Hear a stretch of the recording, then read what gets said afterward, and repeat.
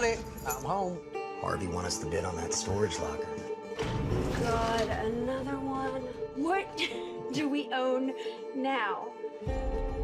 I was going through those boxes and I found something. What the hell is this? It's a Zodiac. The search for the Zodiac killer has been like the search for the Holy Grail. Look where it says reward for evidence. $100,000. Booyah! All we have to do is find out who they belong to. Yeah, this could be the one we're waiting for, baby.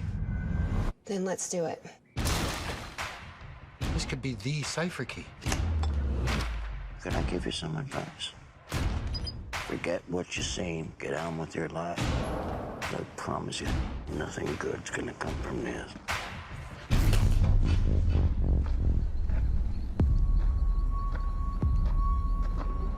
Hey, Mick, come on, let's go.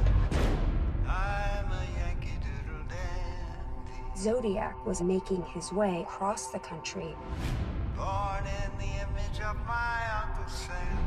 Maybe the Zodiac is still here.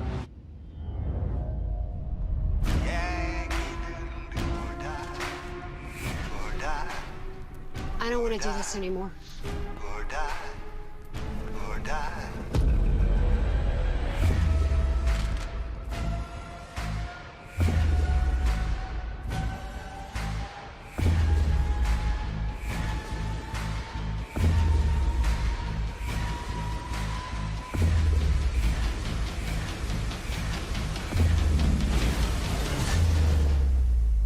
This is the Zodiac speaking.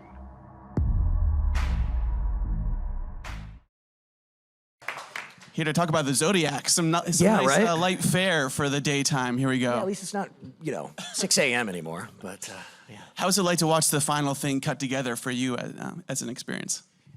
It's great. The little engine that could is what we were kind of calling it. And we filmed in Ottawa for a couple of months last year. And it was this interesting story of kind of a historical fiction of just being able to talk about this crazy, tragic period of time in America, but to take a little bit of a twist on it. Like, if we were in 2017, what would happen? We never really caught the Zodiac killer, so is he still alive? Is he dead? If he's alive, is he in his 70s? Like, how would this work out if we found something that could prove who he was? Yeah. And Leslie Bibb, who's phenomenal, she's amazing. She and I were both attracted to the script because of that plot point, and to make it about as realistic as possible. If any one of us felt like we needed to do that, we needed the money, how would we handle that situation? Yeah. And whether we made mistakes along the way, we're not perfect. I think the shotgun that I have in the movie barely works. Like, it's very, it's about as realistic as possible. Probably the best that the shotgun doesn't work. Let's say that. Probably, because that's not like he knows what he's doing. So yeah. I mean, tell me a little bit about doing the research into that character. I mean, imagine that's something that could keep you up at night if you dive too deep in the Zodiac killer. Well, I think if we were doing a true period piece, that would have kept me up at night. But in this case, this just being our take on it, our characters were learning. We didn't know anything about the Zodiac killer. My character, Leslie's character, even Matt Craven, we didn't know anything about it, so we had to learn it. We were figuring it out as we go along. So I remember Leslie, who was very, very serious about doing her research and doing things like that. She was pretty much biting her nails. She was like, this is the weirdest project to do, in the sense that we're just going into each scene, learning as we go along without doing any kind of real prep. So the prep we did was about our relationship, how we got along, how we didn't get along, the love that we felt for each other, the problems in our own relationship. And then we took all the Zodiac stuff as it came, because we were literally learning as you are, the viewers. We learned together, essentially. Yeah. Did you guys hang out on set a little bit? Did you guys break up the set time? Yeah, we did. I mean, we worked a lot. 2 months, 5 to 6 day work weeks, not a lot of time off. She and I are in almost every scene together. If I wasn't in the scene, she was working. If she wasn't, I was working. So a lot of our hanging out was really on set. A lot of night shoots. When you get into a film like this, it's a lot of night shoots. You're starting at, you're waking up at 2 or 3 o'clock in the afternoon. You're starting around 4 or 5 o'clock at night, shoot to 4 o'clock in the morning. try and sleep till 2 and 3 o'clock in the afternoon again. Usually doesn't work out very well, but for a film like this, it's based off the tension and the suspense. It's not a monster movie. It's a thriller. It's a psychological thriller. So there were scenes that we did film that were genuinely creepy because there was a lot of hide and seek. And even though you know, because you're filming, that something's going to pop out or not pop out as you pass this hallway or dark passage or anything like that, it's still, everything's quiet. Yeah. And it really kind of gets you in the mood. Kind of no acting included, really. Yeah. I mean, talking about creepy, that Zodiac killer voice is pretty creepy. Yeah, that's the problem with films like this, of not being able to give away anything. The actor, he just did an amazing job, and the voice is his voice. Yeah. He really didn't put much effort into speaking. Everything else was the physicality of the role, and I thought he was phenomenal. But just, watching or just even hearing the trailer, I was like, wow, that's great. No effects. No effects needed, huh? All right, cool. And Leslie Bibb is so hilarious in real life. Yeah. I mean, is she as hilarious on set? Were you guys joking around a little bit? Yes, and we added that to the story. You know, my character Mick is just kind of a screw up. He's not but he loves life, and he's always smiling, and he's always trying to make her smile. And her character Zoe is just the one who's having to deal with his screw ups all the time, which is really the opposite of Leslie. So we were trying to get her humor into the story, even though I was the humorous one. So there was a lot of ad libs. There was a lot of scenes that went on, what felt like for 5 minutes to 10 minutes that were rightfully cut or like rightfully reduced, that we added a lot to it just to make it as natural as possible. And she's the perfect actress for that. Yeah. Did you have any favorite scenes to shoot without being a spoiler as well? It's sort of that you like to do over and over again? With being able to do Nikita for 4 years and then Salem for 3 years, a lot of action and suspense has become really kind of addicting for me now. So a lot of the action stuff, especially towards the end, which I can't really talk about, was a lot of fun and new for me. And I think just being able to play this odd Bonnie and Clyde type. I mean, minus obviously taking down, we're authority figures, but just this true romance, Clarence and Alabama Worley kind of, characters of just being put in an odd situation and just being able to go to work every day and see, Leslie's face light up. Matt Craven's a phenomenal actor, and him being my best friend in the actual film, it was just a pleasure to work. It was 3 of us improvising a lot. Yeah. I mean, this isn't your first go at horror. I mean, No. You mentioned Salem, which is such a Right. great show. Sad to see that one go. Yeah. I mean, what did you go back for inspiration to some of your favorite films, and when did your sort of appeal to horror start? Oh yeah, we did. Well, I mean, I was always a fan of horror and thrillers. Those always stand out to me. But I hadn't really had much of an experience with it in my career. And Salem solidified everything. I don't probably ever need to do a horror film for the rest of my life after doing 3 seasons of some of the most insane things on television. Whether people got to see it or not, it was pretty intense. But I think with Awakening the Zodiac, we really wanted to harken back to old horror films and sort of literal tension build, which we seem to lose a lot these days. That we go for the immediate scares because for immediate gratification, for shortened memory spans, things like that. And there's a lot of scenes in this film that don't have coverage. Like old 70s style, where it's literally it would be us talking for a few minutes with no coverage, literally. Sweeping shots, and we were trying to kind of harken back to some of those old films, and I think it really did a good job of doing that, yeah. Yeah.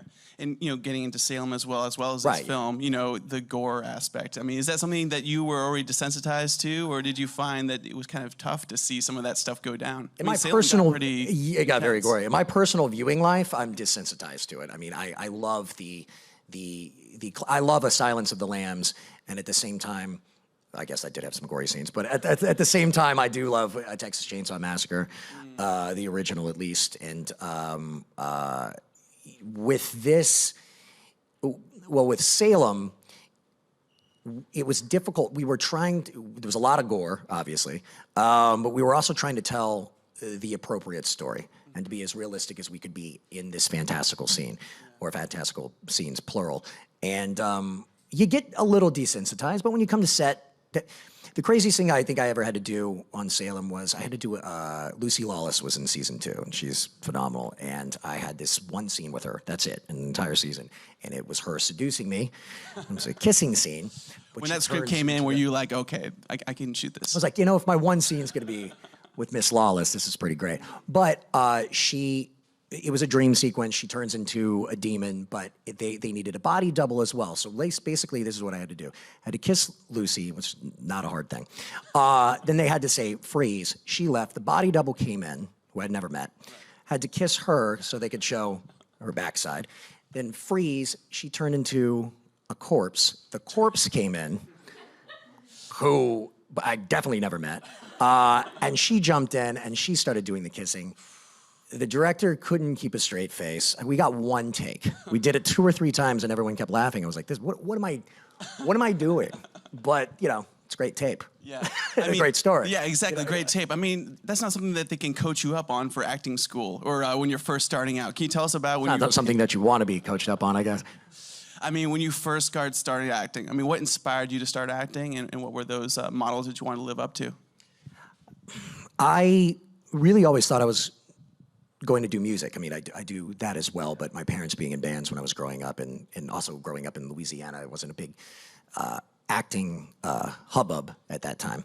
When we moved to California, it was something that slowly grew on me because I was always a huge movie buff. I always watched tons of film, tons of TV.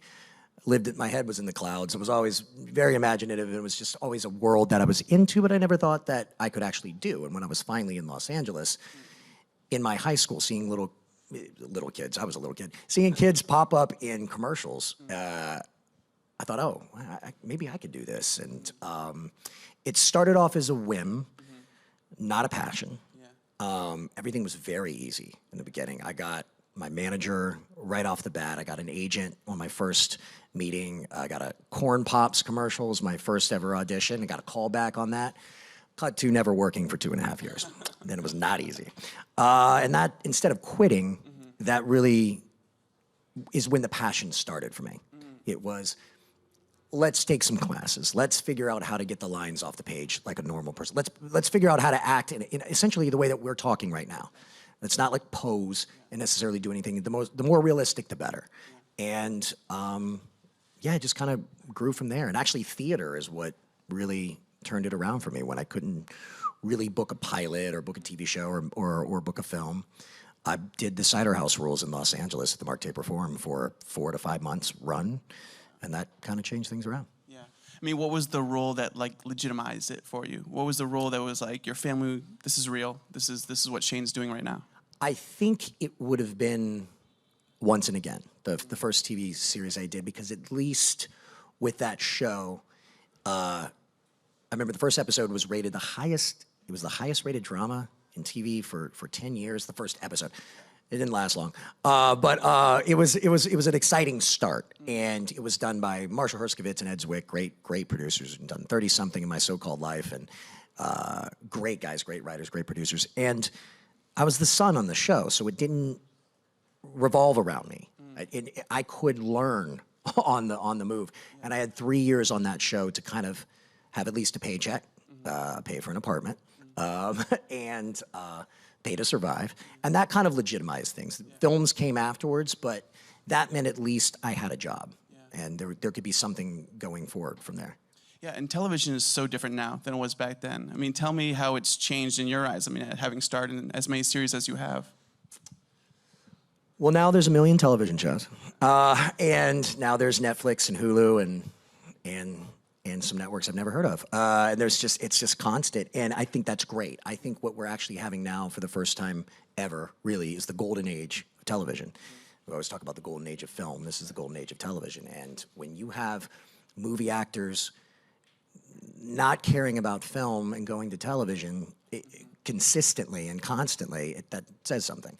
And when I started, there was still a big gap between a television actor and a film actor. It was getting towards the end of it, but that was kind of the thing at the time. And if you were brand new, you did whatever you could to hopefully make a name for yourself to be able to graduate to wherever you wanted to graduate. But now, it doesn't matter. And now people are discovered off the internet, off the street. It's just it's pretty incredible. Back then it was harder because there was less material, but the competition, I guess, wasn't as fierce. It wouldn't. The talent is always there, but you had that opportunity where it's like, didn't get this TV show, but they'll see me for this again. I have no credits, but they like me. I'm doing something right. Now they'll be like, oh, we just offered it to this guy or this girl, this person. And so it's killed the middleman, and it's a little harder for some people to keep it going as a career because when I'm just saying this, I'm not sure he's going to do it, but if Tom Cruise wanted to do a series right now, they're going to give it the series probably to Tom Cruise, as they should. But then anyone who would be competing against him might be like, well, okay, that was great. Like they didn't really have that opportunity. So there's positives and negatives, but ultimately I think there's many more positives to where television is now. Yeah. And talking about those first big roles, I mean, A Walk to Remember, that was such a big film for so many people, and they watch it over and over again. I mean, what's it like to be a part of something like that and to star in that with Mandy Moore, obviously, great crew? That's rare. I mean, that's to be able to get an opportunity like that. You never know with those things. You don't. I always said that with Adam Shankman, who directed A Walk to Remember, he said at the very end of the film, he was like, look, worst case scenario, you made a good film. We made a good film. If no one sees it, no clue. How could you ever tell? Because you can't. That's how this industry works. But be proud, go home, and know that you made a good film. And to have that suddenly succeed the way that it did, and people still talk about it to this day, there's people that go 60, 70 years with a career in this industry that have great careers, that never had something that was at least so definitive. So it's really, that's kind of great. I was only 24, so to be able to have that already in my career is a blessing. And I'm glad that it's affected people. It's a sweet story. It's a solid story, and I think Adam did a great job directing it and casting it and having everyone be real and not overact and just be who they were and keep the environment very light on set. Despite the content, he made it very light and made it very chill. And none of us really realized we were doing that depressing of a movie until the movie came out. We really didn't. The premiere is when we learned, when everyone was crying. The music was in the premiere in LA, and we were like just laughing, eating popcorn, drinking soda, can't wait to go to the party. And we're like, what the hell is happening? Get me a scotch, I need a... Yeah, my publicist came up with the after passes bawling. She said, I hate you, and she went to the bathroom. And that's when we knew, we're like, okay, something's happening here. Do you have a favorite scene in that movie that you look back on? To shoot or to watch? I mean, I really do. Look, everything I did with Mandy was great because she's a stunner and a sweetheart and an amazing person. But really, the opening sequence with meeting all the friends, coming in to torture that poor boy, to jump off, and we're all getting our cars and like that. They did that in order. It was kind of cool. That's what we shot first. None of us knew each other, so we got the bond that way. Minus Mandy, but Mandy showed up. She was there. She was actually there for the whole scene in a giant jacket because it was freezing that day, and we all bonded that way. And that kind of was one of my favorites because it was the beginning, and we got to see everyone's personality from that. They brought out my car, which I loved, and everyone, of course, loved it being a cool Camaro, but they bring out a Jeep, and I remember Al Thompson was like, I wouldn't drive that.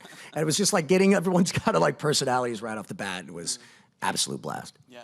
Now, on IMDb, you're credited as being a writer on one of the songs of A Walk to Remember. Oh, yeah. Is that correct? Well, I took control if I could because Mandy already, was a well-known singer at the time, and she was getting a song on the soundtrack, and I don't think I knew what the song was going to be, but I knew she would. And I was like, well, I've got a band. Maybe I could, if I don't write it too nasty punk rock, maybe that we can, a little more bubblegum-like. I think this might work.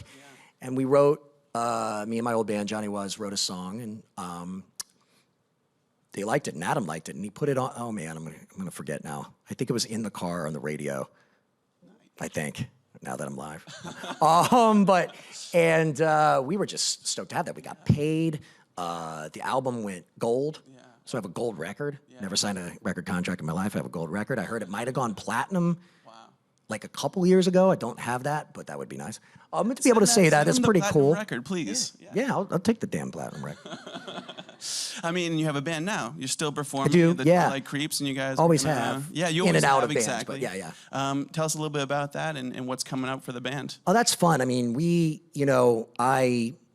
over the Johnny Was days, was around Walk to Remember and things like that. When I joined ER, I kind of slowed down on Johnny Was. I did a film based off the Germs and ended up joining that crazy punk rock group for 5 or 6 years.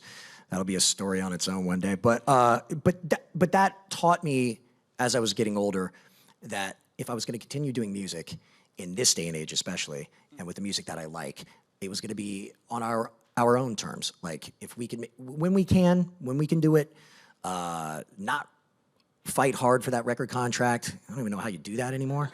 So it's not like the old days. So we started this group only a year ago called Twilight Creeps, and it was fun. It's horror film based. For the horror films that we love, Misfits kind of sounding because of bands that we like, Descendants and certain things like that. And so it's punky but always catchy. Right. So it's not going to put you off. Yeah. And write the songs that we want to write, and we put it out on iTunes in October. We're already halfway through another album. We decided, Kevin over at the Warped Tour really liked the sound and asked us to join the tour. So we're like, yes, I used to watch the Warped Tour when I was 16. That's pretty cool. But we're older. So we all have jobs now or families and things like that. So we could only really say yes to 3 or 4 shows, not 50, because that thing goes on forever. Well, hope you guys check that out. And we have some questions in the audience. We'll just start right there. Hi, I'm Sasha. I'm a big fan. Hi, how are you? My question is, what are some of your favorite horror thriller movies? And also, you mentioned theater. Would you ever do like Broadway or theater? No. No. And I mean that because I'm not talented enough. Theater scares the absolute crap out of me. And I did it at 19, and I didn't know any better. And honestly, Tom Hulce was the director. I was a big Tom Hulce fan. If you don't know him, he was at least Amadeus in one of my favorite movies, but phenomenal actor. And I just wanted to meet him. And he was afraid to cast me because I had no experience. But I learned it, and it was an amazing experience, but I was always scared to do Broadway and anything like that. The lines don't stick up here anymore.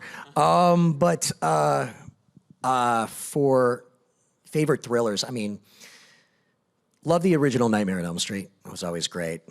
It's a little comedic now when you watch it. That's kind of it's like Scream was a favorite of mine, and I don't know if the Scary Movies franchise has ruined Scream, but if you watch that now, it's pretty funny, and that's unfortunate because it wasn't when it came out.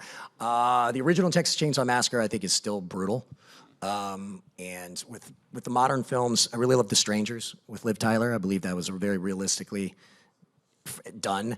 And now, I love Get Out was phenomenal.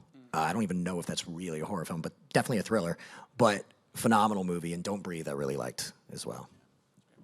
Next question. You mentioned the Texas Chainsaw Massacre as well as a bunch of other films. What was it like doing a film like this that's based on a real person or people, but is basically pure fiction, at least from what I could see in the trailer? Right. It's exciting because you're dealing with tradition and history. But it's also what we did in Salem. You know, that obviously based on the Salem witch trials, but it was what I don't even know if I call historical fiction, of being able to take history and mess with it a little bit. It's the same thing with what they did with Texas Chainsaw Massacre, because that was based off of true events, and there was no necessarily a guy running around with a chainsaw.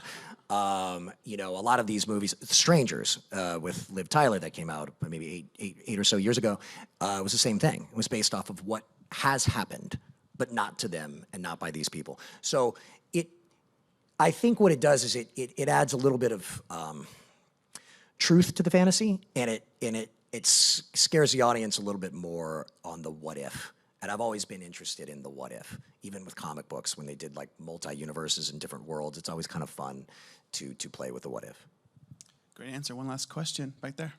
Hey, I remember you worked on League of Extraordinary That's right, Gentlemen, yeah. playing Tom Sawyer. Yeah. Yeah. What was it like working with that ensemble cast and Sean Connery? And would you want to do like another maybe comic book movie? Yeah, that was a that was a hell of an experience, and a different time too. That was a $90 million budget. I've never been involved in anything like that again. And talk about the waste of money that people will do. You'll go and shoot one scene and like, we're tired. All right, go home, and you're like, what? That being said, it was an amazing experience. It was 9 months shooting that, mainly because there was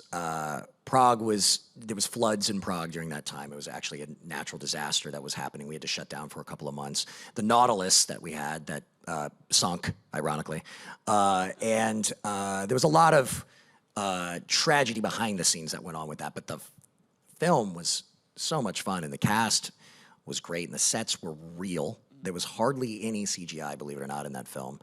Dr. Jekyll and Mr. Hyde was always a suit, and we just did camera tricks of like him walking above us, like we'd walk alongside him and he'd actually be on a platform walking above us. It was just great camera tricks. And Sean Connery, I mean, it's a shame so far that's his last movie, but it's a good trivia question now. But Sean's the man, and you know, I'm American and hadn't been as raised. The rest of the cast, I was the only American involved. The rest of the cast was from all over the world, and he was a legend to them. He's a legend to everyone, period. But for me, I just had a little less experience with Bond and things like that. And mine was Indiana Jones. Like, that's how I had grown up with him. So I wasn't intimidated until the first scene. And then when we were actually rolling and shooting, that's when I actually started getting scared and a little shaky and stuttering and forgetting lines. I was like, okay, this is what they were talking about. God damn it. But it was a phenomenal experience. I'd love to do another film like that again. What's funny is if you don't do a lot of them, or I guess even if you do a lot of them, you can see the balance between doing a television show, an independent, a $10 million film, and something like that. And you can see what just doesn't happen. It's incredible. Like, you can shoot 2 scenes in a month, and it's just like, you know, I guess I would take a 4-day weekend. It's incredible what happens on those things, but they're pretty relaxing in that case. Well, if you guys are looking for a great scare, check out Awakening the Zodiac. Yes, that's right. And the Twilight Creeps are on tour. That's right. Thank you so much for being here, Thanks Shane. for having me, guys. It's awesome. Around.